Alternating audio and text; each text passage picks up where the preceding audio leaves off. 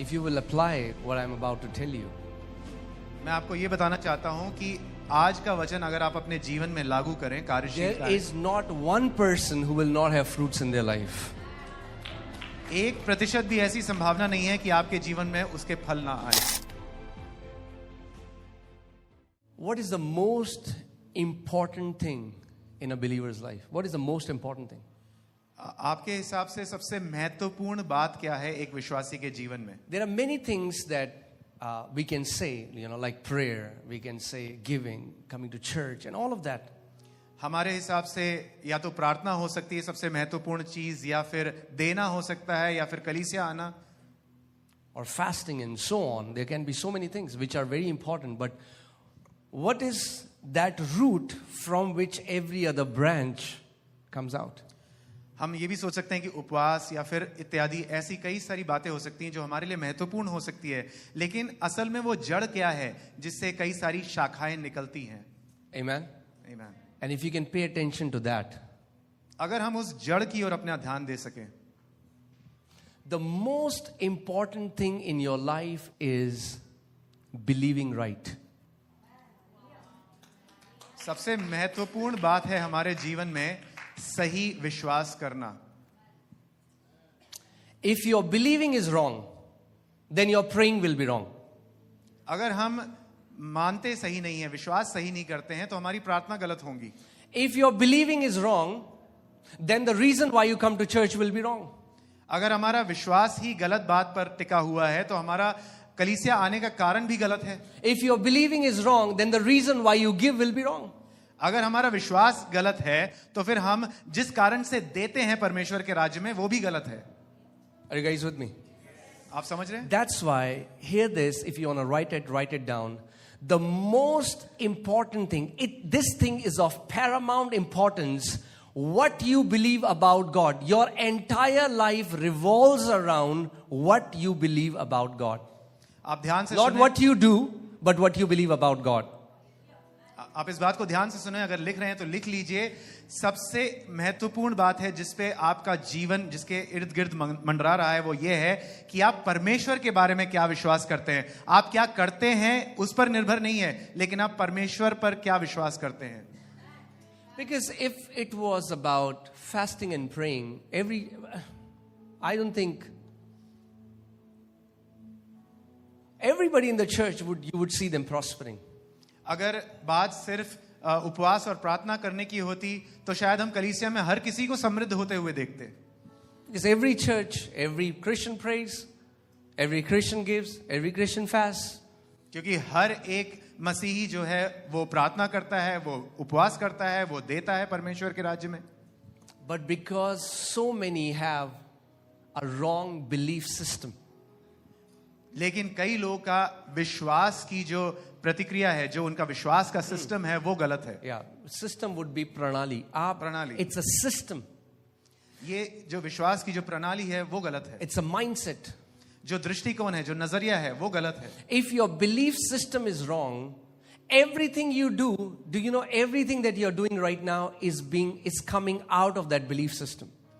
तो हर कुछ आप जो अपने जीवन में कार्य कर रहे हैं वो उस विश्वास की प्रणाली से उत्पन्न हो रहा है. And that's why there are many, if you hear people say, okay, Pastor, what should I do that I will get out of my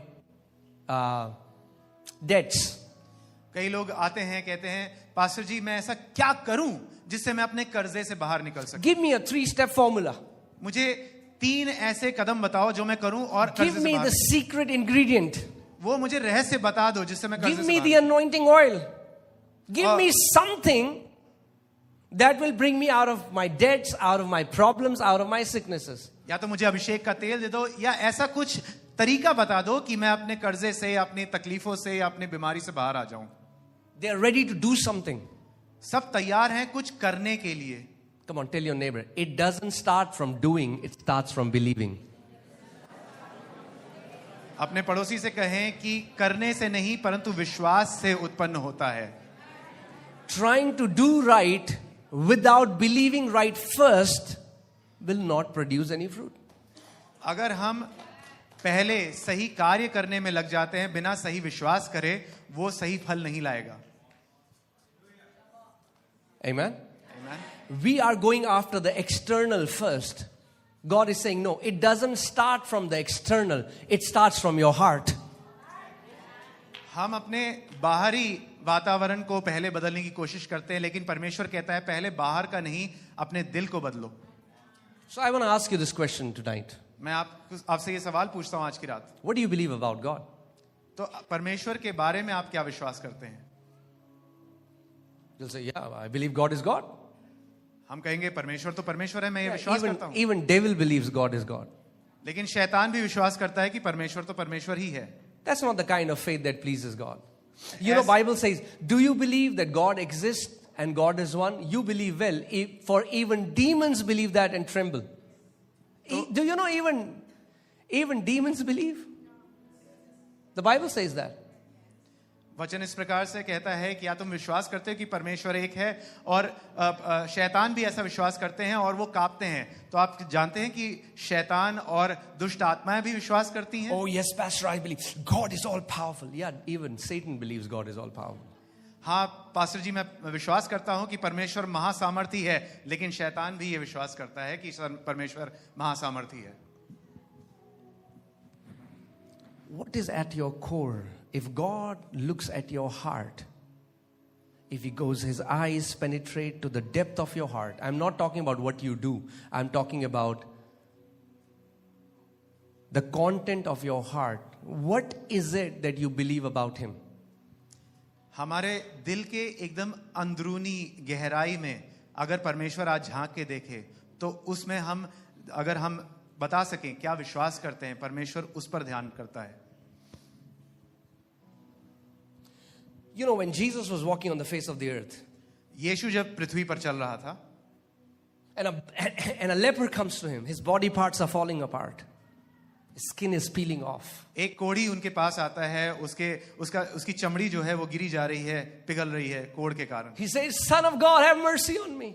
वो कहता है परमेश्वर के पुत्र मेरे ऊपर करुणा कर, दया कर. Jesus didn't say, okay, go and fast for 40 days. यीशु ने ये नहीं कहा कि जाओ 40 दिन उपवास करो. He didn't say, well, you need to give more. उसने कोढ़ी से ये नहीं कहा कि अरे तुम्हें बहुत ज्यादा देने की आवश्यकता है परमेश्वर के राज्य में. You know what he did? ऐसा नहीं. What was the question that Jesus asked them? Yeshu He ने said, do you? यीशु ने उस कोढ़ी से क्या सवाल पूछा? क्या तुम विश्वास करते हो? Do you believe that I can do this for you? Because at this question lies your answer. यीशु ने ये सवाल पूछा, क्या तुम विश्वास करते हो कि मैं ये कर सकता हूं? क्योंकि इस सवाल पे आपका उत्तर टिका हुआ है. Many times, you know, oh, Pastor, I'm doing everything. Pastor, I'm coming to church. We are all the time analyzing our doing, but God is checking our believing.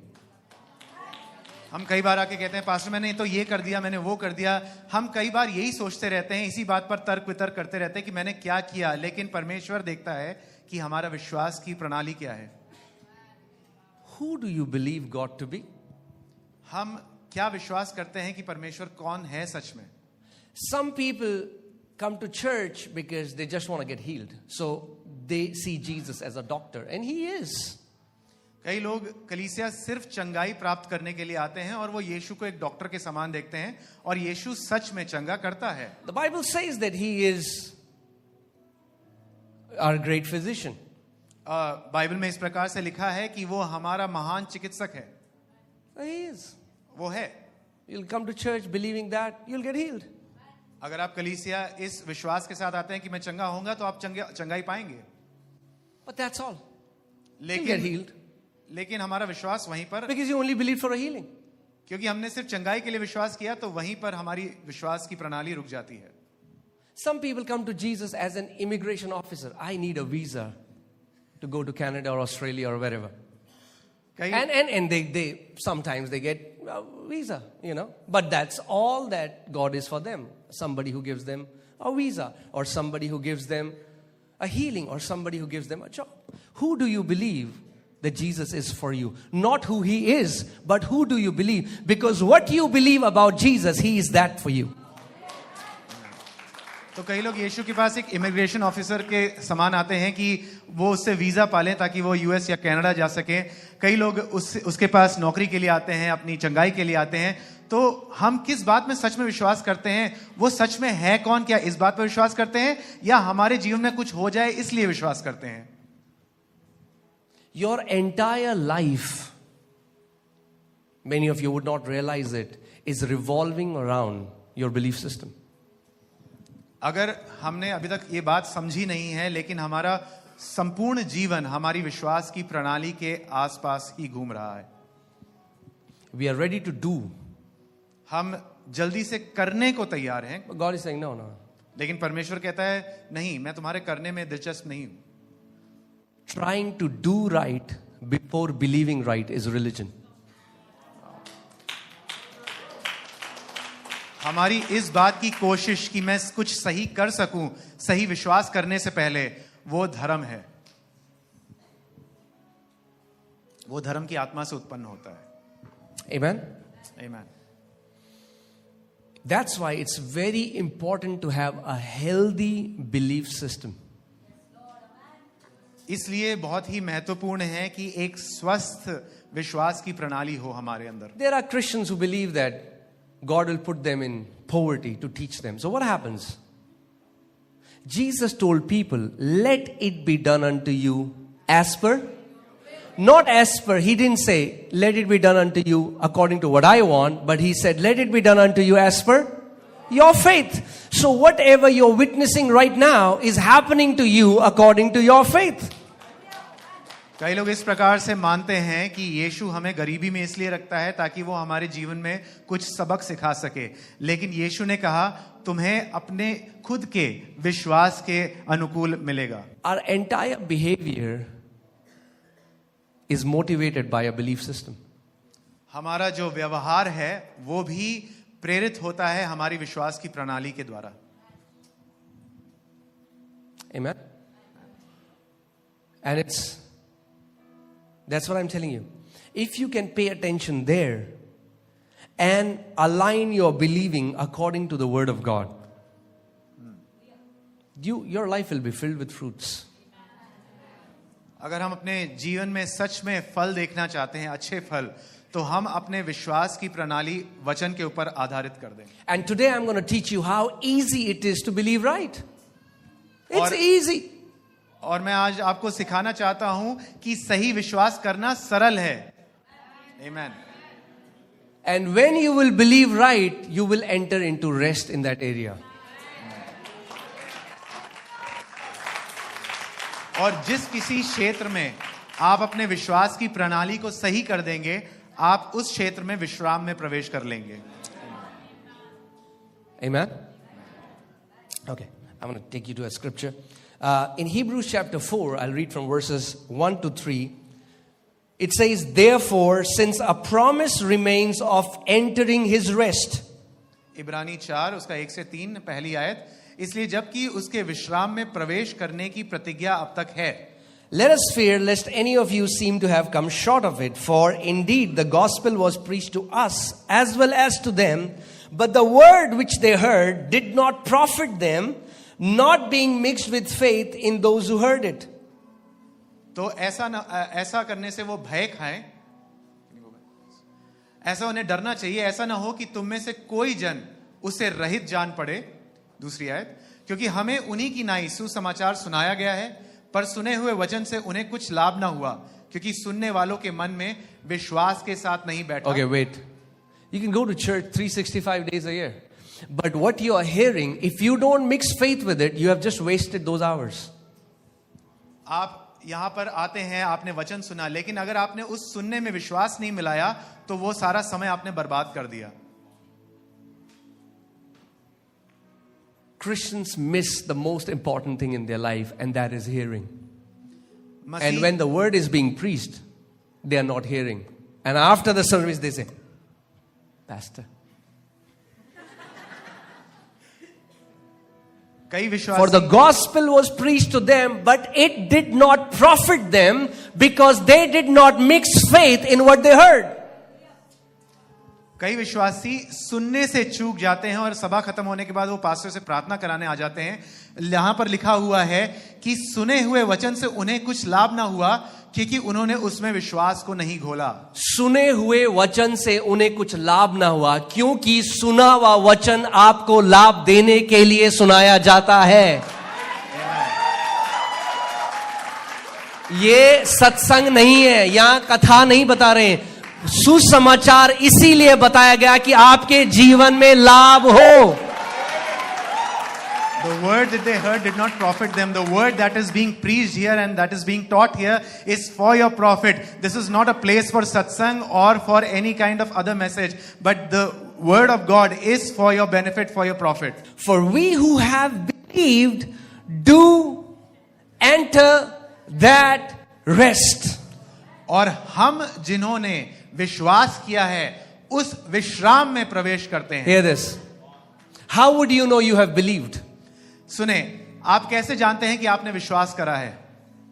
We who have believed have entered in rest. क्योंकि जिन्होंने विश्वास कर लिया है उन्होंने विश्राम में प्रवेश कर लिया है. I told you about my life.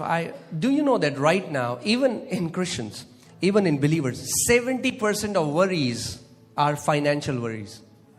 और आपको मेरे जीवन के भी बारे में पता है और आज भी विश्वासियों के जीवन में 70% जो घबराहट है या जो घबरा देने वाली बातें हैं वो आर्थिक अवस्था के कारण है. They're like, how will I get my kids?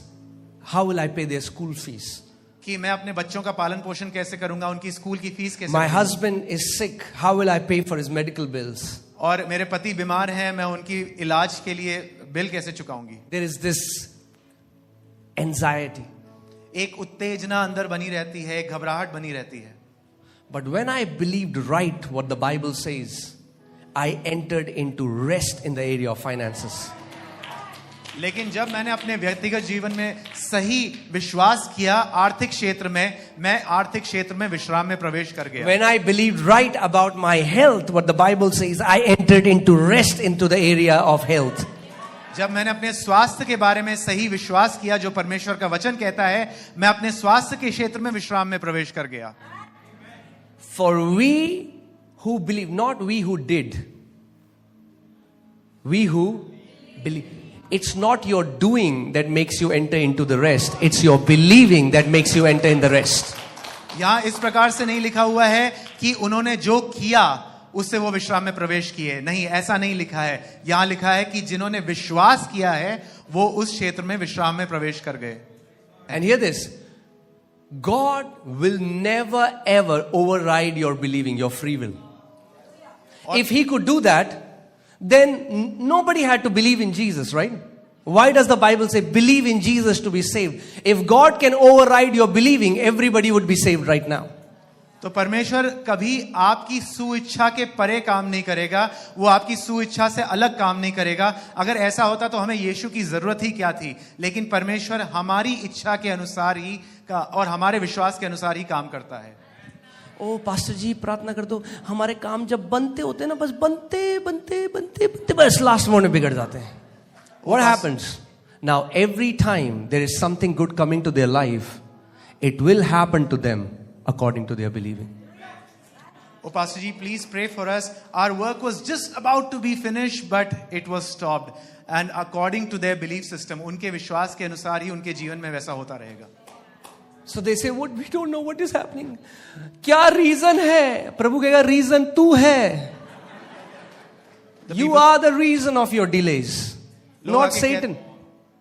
लोग आके कहते हैं कि क्या कारण है, हमारी प्रार्थनाओं का उत्तर क्यों नहीं मिल रहा है. परमेश्वर कहता है प्रभु दिखा मैं फास्टिंग कर रहा हूं, और फिर आपको सपने में दिख रही है अपनी फोटो. ये है रीजन.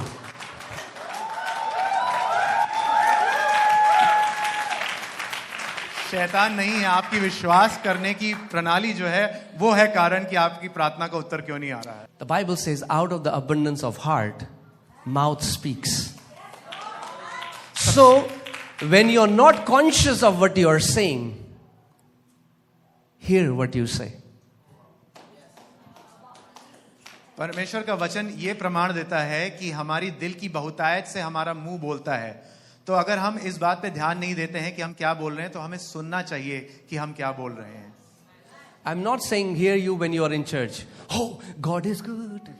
All the time. वहाँ तो सब गाते हैं God is good. मैं ये नहीं कह रहा कि जब आप कलीसिया आते हैं तब आप ध्यान से सुने कि आप क्या कह रहे हैं, क्योंकि यहाँ तो सब कहते हैं परमेश्वर भला है। I'm saying from Monday till Saturday. मैं What do you say?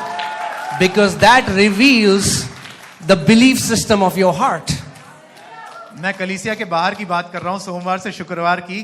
तब आप ध्यान से सुने कि आप खुद से क्या बोल रहे हैं, आपने मुंह से क्या बोल रहे हैं, क्योंकि वो बताता है कि आपके दिल की गहराई में क्या है। Think about this.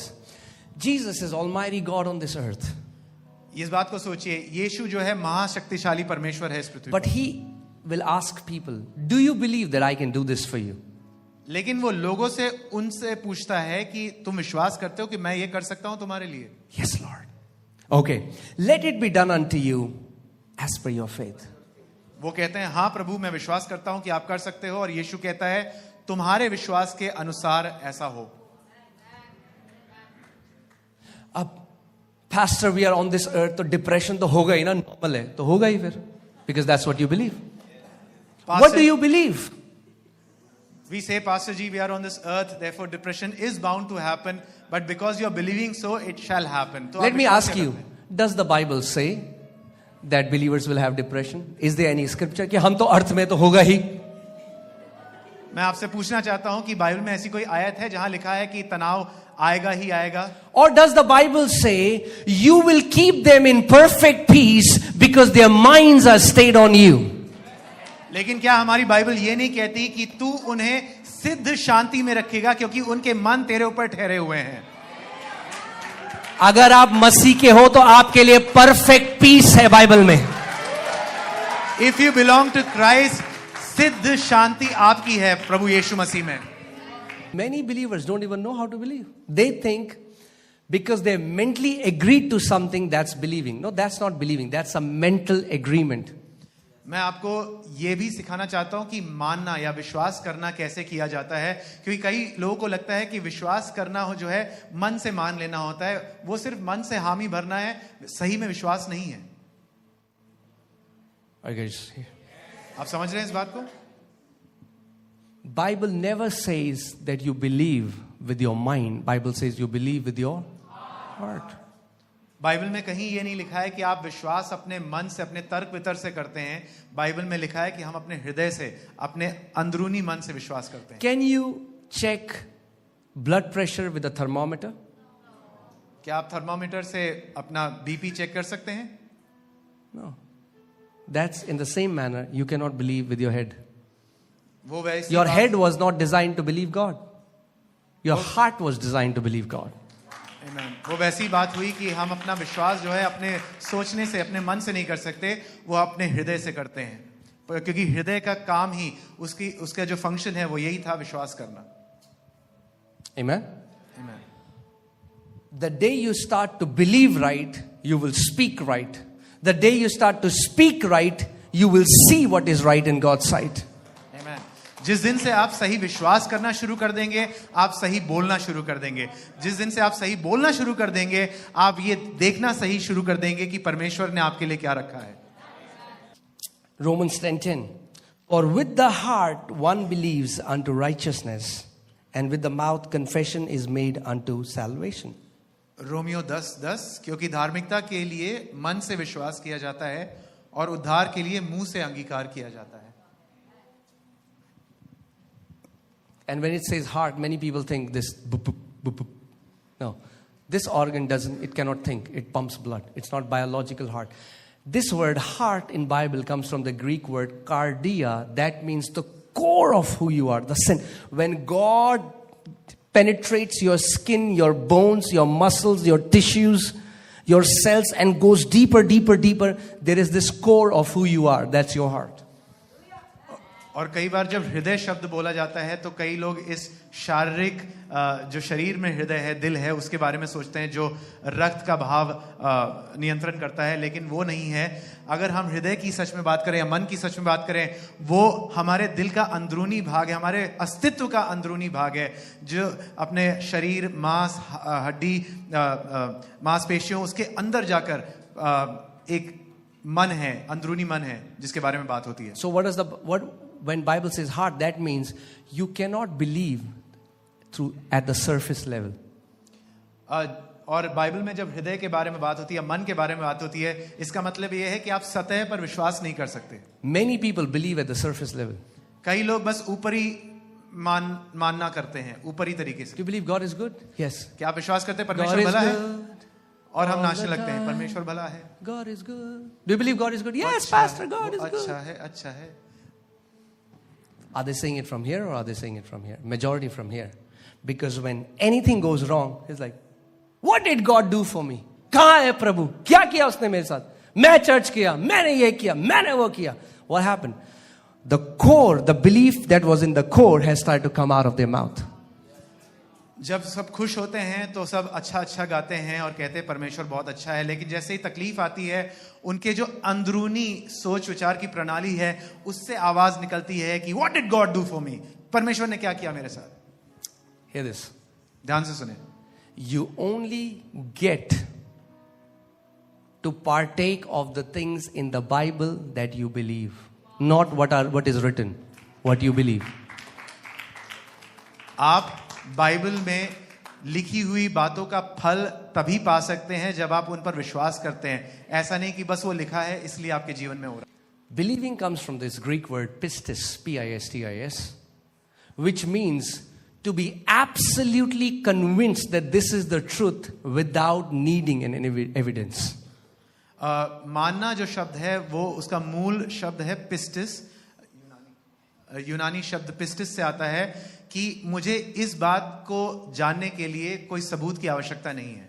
That means you are so convinced it becomes your reality. कि मैं इस बात को ऐसे मानता हूं कि वही वास्तविकता है मेरे लिए। You don't need a DNA test to know that your father is your father. हमें डीएनए टेस्ट कराने की जरूरत नहीं है ये जानने के लिए कि मेरा पिता जो है वही मेरा पिता है। You don't need a DNA test to show you that God is good. You know that you know that you know that you know. आपको किसी प्रकार की परीक्षा या टेस्ट कराने की जरूरत नहीं है ये जानने के लिए कि परमेश्वर भला है। आप बस अपने अंदरूनी मन में जानते हैं और जानते हैं कि वो भला है। Do you know that Jesus never rebuked his disciples for doing wrong? He rebuked his disciples for unbelief. आप जानते हो यीशु ने कभी अपने चेलों को गलत करने पर नहीं डांटा, परंतु उनके गलत विश्वास पर डांटा, उनको या अविश्वास पर डांटा। Jesus knew the problem is unbelief. क्योंकि यीशु जानता था दिक्कत है अविश्वास में। Unbelief is the main reason that stops us to possess what belongs to us. अविश्वास करना ही मुख्य कारण है जो हमें रोकता है हमें उस बात को हासिल करने से जिसके लिए हम प्रार्थना करते हैं। The way you start believing is by meditating the written scriptures. हम विश्वास करना शुरू करते हैं लिखे हुए वचन पर बार-बार मनन करके उस पर ध्यान देकर। Are you guys with me? आप समझ रहे हैं? See, Moses was a man of encounters. मूसा परमेश्वर के साथ साक्षात्कार में चलने वाला परमेश्वर See था। God face to face, encounters, third heaven. आमने सामने परमेश्वर के साथ बात करता, तीसरे स्वर्ग में उसके मुलाकात होती उससे। But still, he was not able to enter the promised land. इतना Your encounters will never take you to the promises. परमेश्वर के साथ इतने साक्षात्कार में चलने के बावजूद भी वो वायदे की भूमि पर नहीं पहुंच पाया। हमारा परमेश्वर के साथ जो भेंट होती है उससे हम नहीं पहुंचते। That's why some of the most messed up people I see, they are all the time talking about मैंने ये स्वर्ग देखा, यहाँ पे ये नीली लाइट देखी, पीली लाइट देखी, but their life says something else. Why? Because their believing is wrong. They believe their encounters more than they believe the word. इसलिए मैंने कई लोगों को देखा है जो गड़बड़ी में चलते हैं विश्वासी होने के बावजूद, because there thought process is about what they have seen and what they have encountered, पर वो वचन जो लिखा हुआ है उस पर विश्वास नहीं करते. Thank you for the thundering silence. घंघोर सन्नाटे के लिए धन्यवाद. But now Joshua has to possess the land. लेकिन- God doesn't say, Joshua, I'm going to give you a massa encounter by which you're going to possess the land. God says, no. Joshua, let me give you the secret to possess the land. He says, this